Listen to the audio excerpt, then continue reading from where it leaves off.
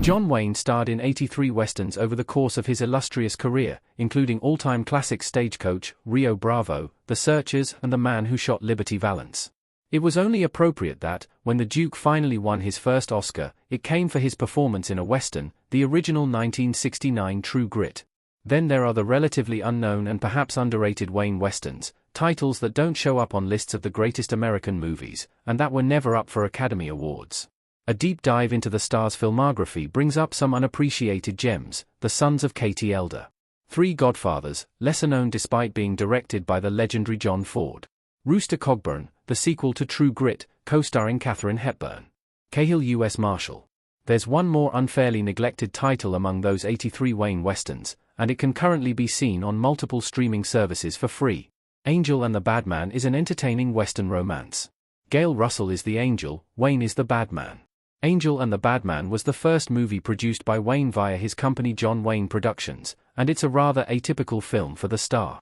There's plenty of the usual western action, not to mention the classic Monument Valley scenery, but the story places an emphasis on character, and especially Wayne's arc, which sees his gunfighter Quirt Evans falling for, and being morally influenced by, Gail Russell's Penelope, a Quaker who nurses the gunman back to health after his shot. The plot is notably similar to that of 1985's Witness. The first of many collaborations between Wayne and writer-director James Edward Grant, Angel and the Badman gives its star a chance to show his romantic side, opposite a strong lead actress in Russell. Wayne frequently had good chemistry with his female co-stars, Maureen O'Hara being the best example, making him suited to romance. Angel and the Badman finds Wayne in a more thoughtful, tender mode than normal.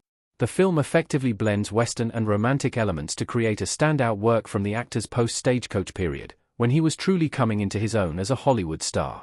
How to watch Angel and the Badman online. It's in the public domain. John Wayne and Gail Russell share a tender moment in Angel and the Badman.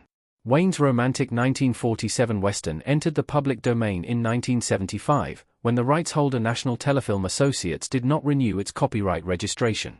Available without licensing due to its public domain status, Angel and the Badman is widely accessible online. For free, Angel and the Badman is John Wayne's best public domain western, but not the only one. Most of them are not memorable. John Wayne and Shalia Terry share a tender moment in 'Neath the Arizona Skies.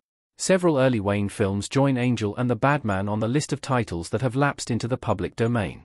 These include such forgotten releases as 'Neath the Arizona Skies, West of the Divide, The Man from Utah, Blue Steel, and The Lucky Texan.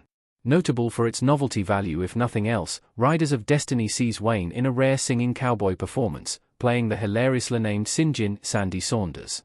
The Duke quickly reverted to traditional cowboy roles, leaving the singing to the likes of Gene Autry and Roy Rogers. 1939 Stagecoach was a major turning point in Wayne's career.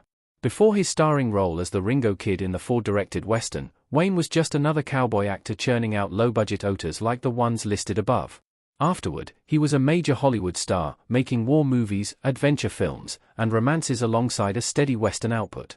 The majority of Wayne's best-known films are, understandably, still under copyright, making money for someone. The exception is 1963's McClintock, a solid western comedy teaming Wayne with his quiet man co-star Maureen O'Hara. Directed by Andrew V. McLaglen, the film is spirited entertainment, but not quite as strong overall as Angel and the Badman.